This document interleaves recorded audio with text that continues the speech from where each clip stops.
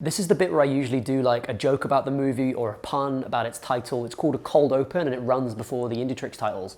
But this movie is just so bad, I have nothing. So here's the title sequence.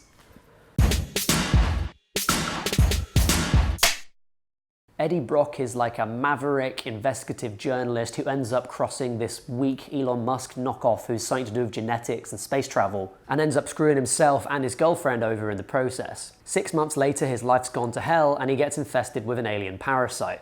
Long story short, he ends up with a big black suit on and he eats some people's heads. The first 15 minutes of this movie just felt really generic and heavily rehearsed. Like, this is stuff that I've seen before. It's not even cliche, it's just this generic superhero setup. We have a hero who's got his life going well for him, he's got his girlfriend, he's got his job, and I'm just sitting there thinking, why are you spending time setting this up when I know that that's all going to screw up for him in the first 15 minutes? I mean, otherwise, why would you have this in the movie, right? And this is punctuated by these really generic scenes where Drake is walking around his shiny lab that's built into the side of the hill outside San Francisco. That's probably got a name, by the way, as a place, but the location is so generic here, even for such a colourful city like San Francisco, that it's barely noticeable that it's set there anyway. Every scene in this first 15 minutes is really generic, and it's not just that it plays out with this rote dialogue and this pained delivery from actors who could definitely do better and just don't want to with this material. It's that the production design and the cinematography is completely interchangeable with everything else in the genre. When I look at Fake Musk's lab, it's like that could be in the new Fantastic Four film or even the older Fantastic Four films. There's a scene where Drake is experimenting with the alien symbiotes and he tells his head scientist to start human trials straight away, which, by the way, of course, like, is not how that stuff works, but whatever. And she's like, no, it's too soon. And I'm just sat there thinking, this is the Green Goblin scenes with Willem Dafoe from Spider-Man 1, the Sam Raimi movie, right? Like, this is exactly word for word in some ways ripped from that. The dynamic's the same, the dialogue is the same, the characterization is the same. And it's not even like I'm struggling through scenes that are important to the movie, because after the 6-month time jump, the film may as well have started again. Eddie's in a totally different place in his life, and there's enough expository dialogue that we know exactly what's happened to him in the previous 6 months. Why not just start with Eddie washed up? It gives a bit more mystery to his character while also allowing you to reveal his motivations in a less generic way. This film is told in the most boring way it could be told. There's nothing interesting about the story that it tells, and there's nothing interesting about the way that it tells that story. It's almost like, and I'm going to be a bit conspiracy-minded here, that they didn't originally plan to have that sequence of scenes set 6 months before the rest of the movie. We get a perfectly good introduction scene to Eddie 6 months later. We get a perfectly good introduction scene to Drake 6 months later.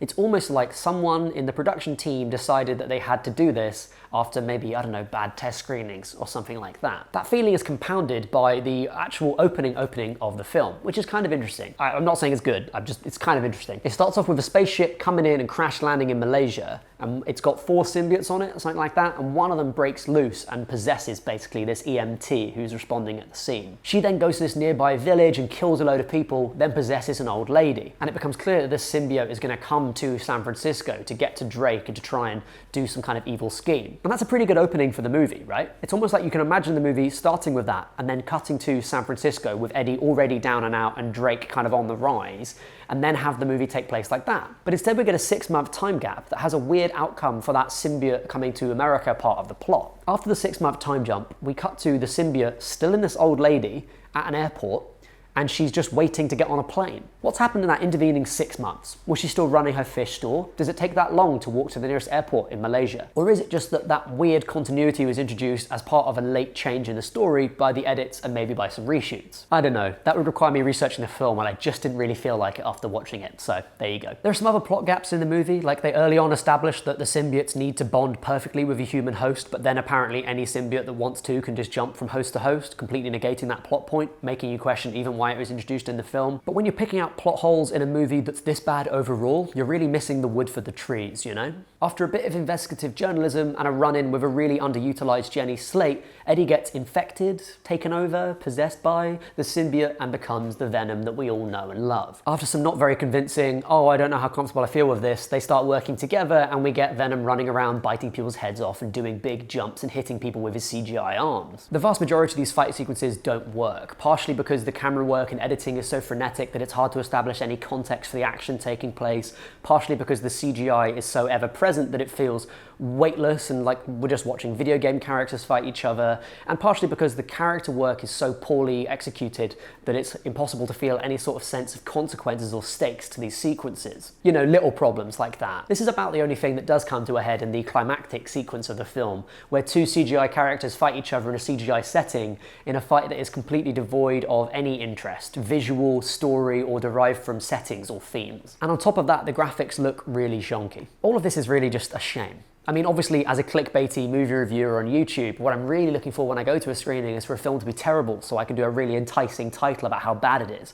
and do a sick takedown of all its failings. What I mean is that it seems like in a world that's had a Deadpool movie that was not just good enough but actually a big hit, there should be a Venom movie that actually works. And I don't just mean in terms of having an R rating so it can have as much gore as it wants, but much more about having the right tone to accurately reflect the potential of the movie.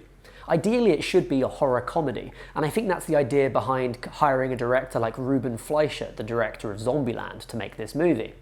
But unfortunately, the film doesn't have the gore or the bite to really work as a horror, and it's far too concerned with its serious superhero-y stakes to be a comedy that has any sort of worth. The problem is it doesn't really seem like everyone was in on that decision, and that's what makes me think the film was meddled with heavily both during production and during post-production. I believe Hardy as this weird alien thing possessing this scared human, maybe a little too much.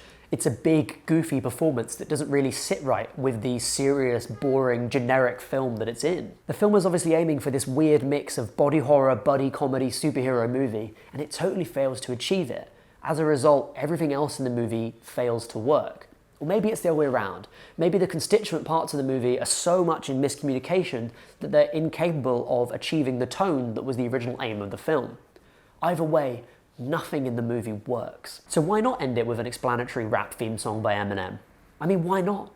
How much worse is it gonna get? So that's it from me. Don't go see this movie. It's not terribly good, by which I mean it's awful. I'd like to find out what you thought though. Let me know in the comments down below. And do mark it with spoilers if you want to talk about that crazy stinger ending, because I didn't even want to cover it in this, but like, seriously? That's like the one thing that I think is worse than ending a movie with an explanatory rap theme song by Eminem? Is maybe ending it with that stinger. I mean, what? I can't wait to see that film.